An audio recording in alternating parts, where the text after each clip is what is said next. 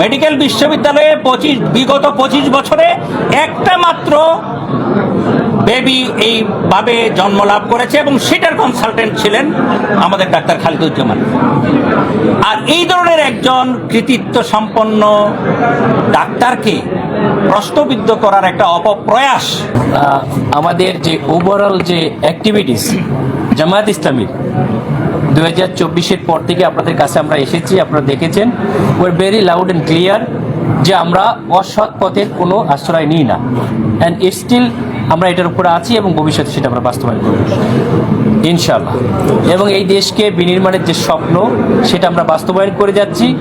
Unfortunately কিছু বিশেষ গোষ্ঠী বা দল তারা জনবিচ্ছিন্ন হয়ে যাচ্ছে পর্যায়ক্রমে। জনবিচ্ছিন্ন হওয়ার কারণে তারা যখন জনগণের কাছে কোনো প্রশ্রয় পাচ্ছে না এবং আমার আকাশচুম্বী জনপ্রিয়তা দেখে সেখানে প্রার্থী চেঞ্জ করেছে, কিন্তু এরপরও ক্ষান্ত হয় নাই। লোক লজ্জার ভয়ে মানুষের কাছে তারা লজ্জা পাওয়ার ভয়ে তারা মানুষের বিভিন্নভাবে বিতর্কিত করার চেষ্টা করছে। আমি ডাক্তার এস এম খালিদুজ্জামান, আমি বিএমডিসি রিকগনাইজড একজন ডাক্তার, কিন্তু আনফর্চুনেটলি আপনাদের মাধ্যমে মিডিয়াতে কিছু কিছু ক্ষেত্রে এমনভাবে উপস্থাপিত হয়েছে যে আমি একজন ভুয়া ডাক্তার। এটা খুবই দুঃখজনক। আপনারা দেখেছেন যে কিছুদিন আগে এই যে সুরভির একটা আদেশ হলো, সেই আদেশ আবার 3 ঘন্টার মধ্যে চেঞ্জ হয়ে গেল। সাকসু নির্বাচন আদালতের ঘাড়ে দিয়ে এটাকে নিষিদ্ধ করা হলো। একইভাবে ডাক্তারদেরও একটি স্বায়ত্তশাসিত সংগঠন, তারপরও আনফর্চুনেটলি কোনো একটা প্ল্যানের থাবায় প্ল্যান বাস্তবায়ন করতে যেয়ে এরকম প্রতিদ্বন্দ্বীর বিপক্ষে কিছু কথা আমাদের মনে হচ্ছে চলে আসতেছে। আমরা অত্যন্ত দুঃখ ভারাক্রান্ত হৃদয়ে আমরা অবজার্ভ করছি, আমরা হারিয়ে যাই নাই, আমরা দেখছি, আমরা এটার উত্তর দেব এবং এই উত্তর দেওয়ার মাধ্যমে সত্য আপনারা জানবেন এবং আরও অনেক সত্য বের হয়ে আসবে ইনশাল্লাহ। সাংবাদিক এবং শিক্ষক যদি তাদের নৈতিকতা কোনো দলের কাছে বন্ধকি রেখে ময়দানে আসে, তাহলে সেইখানে কিন্তু স্বৈরাচার আবার জন্ম নিবে। আরে ভাই, আমরা সবাই মিলে এই দেশটাকে গড়ার চেষ্টা করতেছি, আপনি আমি না খেয়ে থাকবো, না ঘাস পাতা খেয়ে থাকবো, তারপর নিজের নৈতিকতাকে বিক্রি করবো না, এই প্রতিজ্ঞা করেন আপনারা। আপনারা একটা আসলে আগে আমার কাছে শুনতে হবে যে এটা সঠিক কিনা, এটা জানতে হবে। আমার পেজ আছে, সেখানে হাজার হাজার মানুষ করতেছে, 20টা দেশের মানুষ আমার কাছে ট্রিটমেন্ট নিতে আসে। আমি তো একদিনের ডাক্তার না, আমি এবার কেন কাজ করছি, যেখানে জয়েন্ট কমিশন ইন্টারন্যাশনাল তারা আমার সিভি সবসময় 3 বছর অন্তর ভেরিফাই করছে। সুতরাং 18 বছরের সমস্যা হলো না, হঠাৎ করে কেন হলো, এটা আপনারা আগে ওইভাবে না করে আগে জানলে আরও ভালো হতো বলে আপনার কাছে আমরা আশা করি। এবং আমি সত্যিই দুঃখ পেয়েছি এবং ভবিষ্যতে আপনারা সাংবাদিকতার ক্ষেত্রে আরও দায়িত্বশীল ভূমিকা না নিলে এই দেশটা আসলে একটা বিশৃঙ্খলার দিকে চলে যাবে, সেরকমই পদধ্বনি আমরা শুনতে পাচ্ছি। যতই প্ল্যান বাস্তবায়ন করুক না কেন, এই জনগণ কোনো প্ল্যান, অস্বচ্ছ প্ল্যান মেনে নেবে না। তো এ পর্যায়ে আসল ঘটনা, এটা নিয়ম কি, আমাদের অনেক সিনিয়র স্যার, আমাদের সকলের প্রিয়, আমাদের দায়িত্বশীল doctor A K M Waliullah sir brief করবেন। এটা খুব সামান্য একটা ব্যাপার, আমরা এটা তাদেরকে একটা অ্যাপ্লিকেশন করতে বলছে, জানাইতে বলছে, আমরা তার জবাব দেবো। এটা নিয়ে এরকম বিশাল তোলকলম করার দরকার ছিল না। এটা করতে যেয়ে বরং আমি তো একটা রাজনীতির পেশে আসছি, কিন্তু আমি চাই না যে ভবিষ্যতে সংসদে এসএসসি পাস, ইন্টারমিডিয়েট পাস বা মমতাজের মতো গায়ক নায়করা আবার সংসদে যাক। কিন্তু অনেক কিছু বের হয়ে আসতেছে, কিন্তু যে কে এসএসসি পাস করতে যেও 2-3 বার ফেল করছে, এমনও সত্য চলে আসতেছে। সুতরাং আমরা সঠিক তথ্য আপনারা উপস্থাপন করবেন এবং খুঁজে বের করবেন, এই আশাবাদ রেখে আমার কথা শেষ করছি। স্যার, আপনি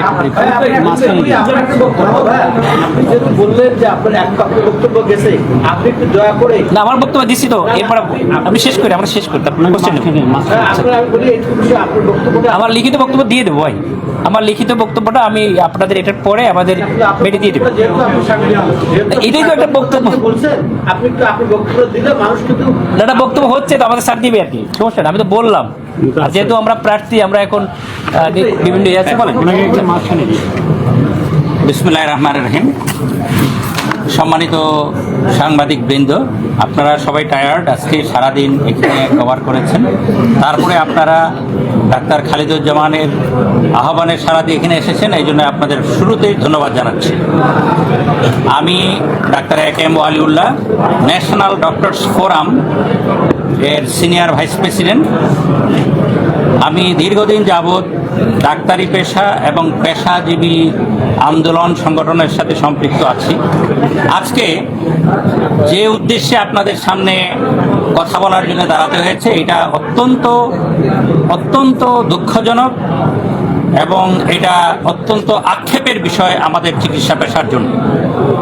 বিশেষ করে আমাদের চিকিৎসা পেশার যে regulatory body Bangladesh medical and dental council, এই মেডিকেল অ্যান্ড ডেন্টাল কাউন্সিলের জন্য এটা একটা দুঃখজনক বিষয়টা হচ্ছে, আপনারা যারা সাংবাদিক, দেশের থার্ড পিলার, আপনাদের মাধ্যমে জাতির কাছে বিষয়টা ক্লিয়ার করতে হবে যাতে জাতি বিভ্রান্ত না হয়। প্রথম কথা হলো, বাংলাদেশে এমন মেডিকেল বিষয়ের এমন অনেক সাবজেক্ট আছে যেগুলোর আমাদের দেশে কোনো কোর্স নাই, আর যে সমস্ত বিষয়ের কোর্স আমাদের দেশে নাই সেইগুলোর বিএমডিসিতে এটাকে ইভালুয়েট করা, এটাকে সনদ দেওয়া, এটার ব্যবস্থাও নাই। এখন আপনারাই বলেন, যে সমস্ত বিষয়ে চিকিৎসা নেওয়া প্রয়োজন কিন্তু ওই বিষয়ের কোর্স আমাদের দেশে নাই, কোনো একজন ডাক্তার তার নিজের চেষ্টায় বিদেশ থেকে গিয়ে অনেক টাকা খরচ করে, অনেক পরিশ্রম করে একটা ডিগ্রি এনে যদি চিকিৎসার কাজ শুরু করে, আর আমরা যারা বিএমডিসিতে আছি, আমরা যারা এই দেশের চিকিৎসা ব্যবস্থা নিয়ন্ত্রণ করব, আমরাই যদি এটার জন্য বাধার কারণ হয়ে দাঁড়াই, এর চাইতে আর দুঃখের কথা কি হইতে পারে? আমাদের ছোট ভাই খালিদের ক্ষেত্রে এইরকমই একটা ঘটনা ঘটেছে,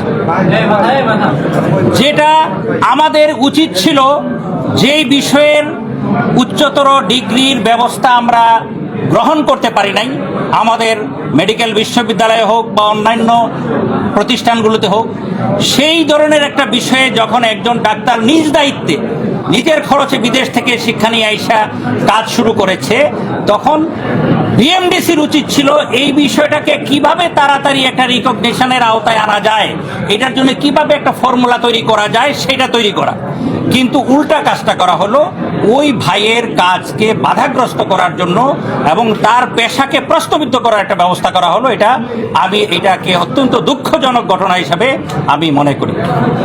দ্বিতীয় কথা যেটা আপনাদের মাধ্যমে জাতির কাছে বলতে চাই, আপনারা জানেন JCI এটা আন্তর্জাতিকভাবে চিকিৎসা পেশা এবং চিকিৎসা প্রতিষ্ঠানগুলোকে অ্যাক্রিডেশন দেওয়ার একটা অথরিটি, এবং JCI এর অথরিটি বাংলাদেশে 1-2টা প্রতিষ্ঠানের মাত্র আছে, এর মধ্যে এভারকেয়ার একটা। JCI এর অ্যাক্রিডেশন দেওয়া মানে সারা পৃথিবীতে এটাকে অ্যাক্রিডেশন দেওয়া। সেই JCI এর অ্যাক্রিডেশনে যেই ডাক্তার খালিদুজ্জামান ইনফার্টিলিটিতে কনসালটেন্ট হিসেবে স্বীকৃত, তাকে বিএমডিসির পক্ষ থেকে শোকজ করাটা এটা অত্যন্ত নিন্দনীয় একটা কাজ। আপনারা এই বিষয়টা আপনাদের লেখনীর মাধ্যমে, আপনাদের ইলেকট্রনিক মিডিয়ার মাধ্যমে এটা জাতির কাছে পরিষ্কার করবেন, এটা আমাদের প্রত্যাশা, যাতে করে জাতি বিভ্রান্ত না হয়। তৃতীয় কথা যেটা, সেটা হলো আমাদের মেডিকেল বিশ্ববিদ্যালয়ে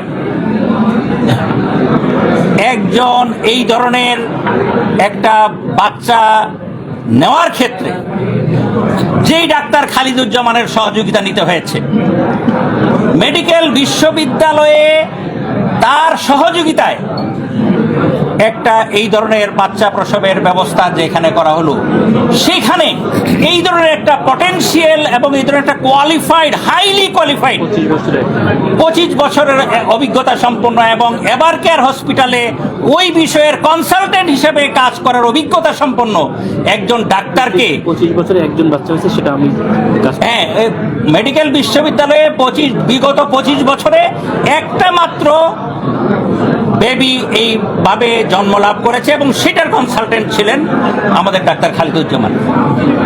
আর এই ধরনের একজন কৃতিত্ব সম্পন্ন ডাক্তারকে প্রশ্নবিদ্ধ করার একটা অপপ্রয়াস, এটা আপনাদের মাধ্যমে জাতির কাছে পরিষ্কার হোক, এটা আমি আপনাদের কাছে আশা করছি।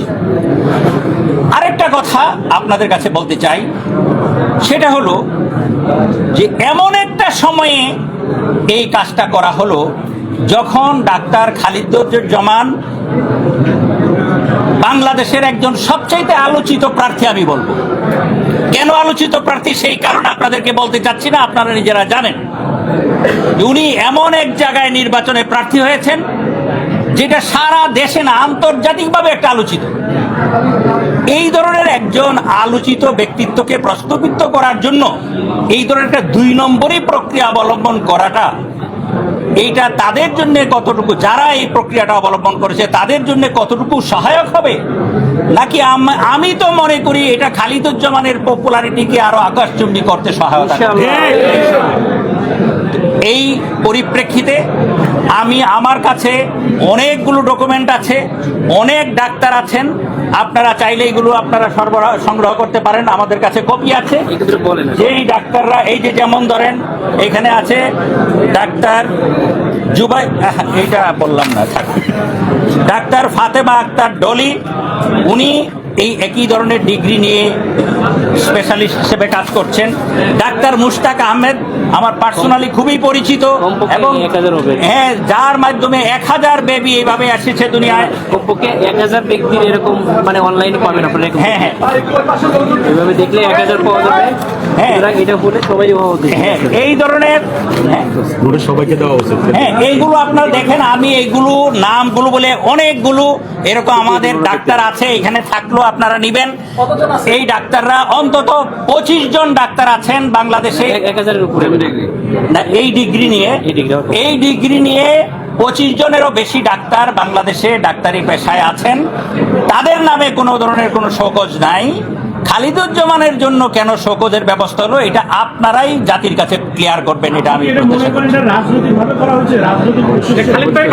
এইটাতে। আর আমি আপনাকে বলতে চাই যে আপনারা সাংবাদিক হিসেবে আপনারাই এইটাকে মূল্যায়ন করেন যে এটা রাজনৈতিক উদ্দেশ্য ছাড়া আর কি উদ্দেশ্য হইতে পারে। আপনি একটু বলবেন যে এটা আপনার নির্বাচনকে বাধাগ্রস্ত করা বা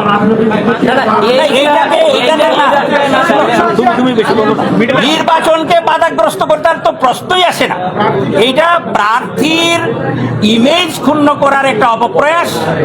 কিন্তু আমি মনে করি যেই প্রক্রিয়ায় আমাদের ছোট ভাই খালিদুজ্জামানের ইমেজ ক্ষুণ্ণ করার জন্য অপচেষ্টা চালানো হয়েছে, এটা বুমেরাং হবে ইনশাআল্লাহ। ডক্টর জুবাইদুর রহমানের ব্যাপারটা যদি আমাদের একটু খুলে বলতেন যে আসলে কার্ডটা ওখানে আমরা দেখলাম। আচ্ছা, এটা আমি বলতে চাচ্ছি না, আছে ডকুমেন্ট, আপনারা দেখে নেন, এখানে আছে। আমি কারো এই ধরনের কোনো সেন্সিটিভ কারো নাম উল্লেখ করে কিছু বলতে চাচ্ছি না। আর কেউ কিছু বলবেন এই ব্যাপারে বলেন। আপনারা দেখে নিন, এখানে আছে। আমরা ডাক্তার খালিদুজ্জামান, সে অনেক পরিশ্রান্ত, তাকে আমি চাই না যে তাকে বেশি কথা বলা লাগুক। আপনারা আর কি জানতে চান বলেন, বলেন বলেন বলেন, আমরা সবাই মিলে দিব। আমাদের এখানে বেশ কিছু আছেন যারা নামাজ না পড়ে এখানে অপেক্ষা করতে। আচ্ছা, তুমি 2 কথা বলে শেষ করো। আমাদের খালিদুজ্জামান 2টা কথা বলে শেষ করে।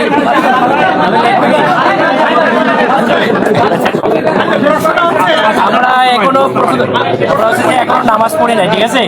আমার মনে হয় আপনারা মোটামুটি যথেষ্ট ক্লিয়ার করার জন্য যা যা দরকার যথেষ্ট এভিডেন্স দেওয়া হয়েছে। এবং শর্ট কথায় বলতে চাইছি যে রাজনৈতিক হীনমন্যতা থেকেই এটা আমার উপরে করা হয়েছে। এটা কোনো টিকবে না। আমার জনপ্রিয়তা এখানে অনেক বেশি। আমি বিপুল ভোটে পরাজয় করে সংসদে যাব এবং আপনাদের সাংবাদিকতাকে অত্যন্ত সুন্দর ফরম্যাটে নিয়ে আসবো। ইনশাল্লাহ আমরা সবাই মিলে দেশকে করবো, আমাদের যে ইনশাল্লাহ।